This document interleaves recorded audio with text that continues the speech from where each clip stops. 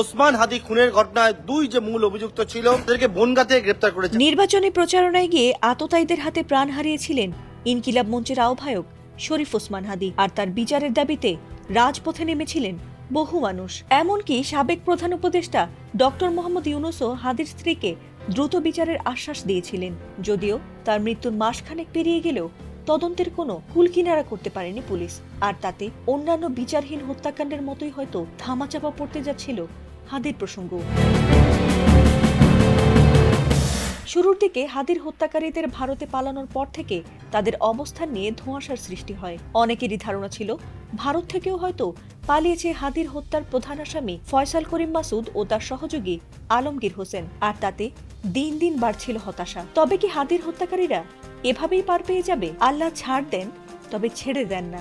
আর তাতে এবার ভারতেই পুলিশের হাতে গ্রেফতার হয়েছে হাদি হত্যার মূল আসামি শুটার ফয়সাল ও আলমগীর হোসেন। ইনকিলাব মঞ্চের আহ্বায়ক শরীফ ওসমান হাদি হত্যার প্রধান আসামি ফয়সাল করিম মাসুদ ও তার সহযোগী আলমগীর হোসেনকে এবার গ্রেফতারের কথা জানিয়েছে ভারতের পশ্চিমবঙ্গ পুলিশের স্পেশাল টাস্ক ফোর্স। এসটিএফ এর সংবাদ বিজ্ঞপ্তির বরাতে বার্তা সংস্থা এএনআই এর প্রতিবেদনে এ তথ্য জানানো হয়েছে। ওই বিজ্ঞপ্তিতে বলা হয়েছে, শনিবার রাতে পশ্চিমবঙ্গের উত্তর 24 পরগনা জেলার বনগাঁ থেকে তাদের গ্রেফতার করা হয়েছে। এছাড়াও এসটিএফ বলছে, এই দুই বাংলাদেশি তাদের দেশে চাঁদাবাজি, হত্যাসহ গুরুত্বপূর্ণ অপরাধ করে ভারতে অনুপ্রবেশ করেছে বলে তাদের কাছে গোপন ও বিশ্বাসযোগ্য তথ্য ছিল। আর তারা দুজন এতদিন বনগাঁয়ে আত্মগোপনে ছিল।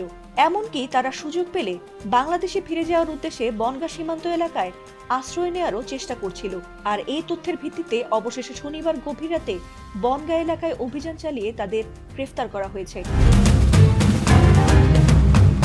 প্রাথমিক জিজ্ঞাসাবাদে পাওয়া তথ্যের বরাতে পশ্চিমবঙ্গ পুলিশের স্পেশাল টাস্ক ফোর্স জানিয়েছে, ফয়সাল করিম মাসুদ ও তার সহযোগী আলমগীর হোসেন বাংলাদেশের রাজনৈতিক কর্মী ওসমান হাদিকে হত্যা করে ভারতে পালিয়ে যায়। তারা মেঘালয় সীমান্ত দিয়ে অবৈধভাবে ভারতে প্রবেশ করে এবং ভারতের বিভিন্ন স্থানে ঘোরাফেরার শেষ পর্যন্ত পশ্চিমবঙ্গের বনগাঁয়ে আসে বাংলাদেশে আবারও লুকিয়ে ফেরার উদ্দেশ্যে। এ বিষয়ে তাদের নামে মামলা দায়ের করা হয়েছে এবং আদালতে হাজির করার পর তাদের পুলিশ হেফাজতে পাঠানো হয়েছে বলে জানিয়েছে সেখানকার পুলিশ।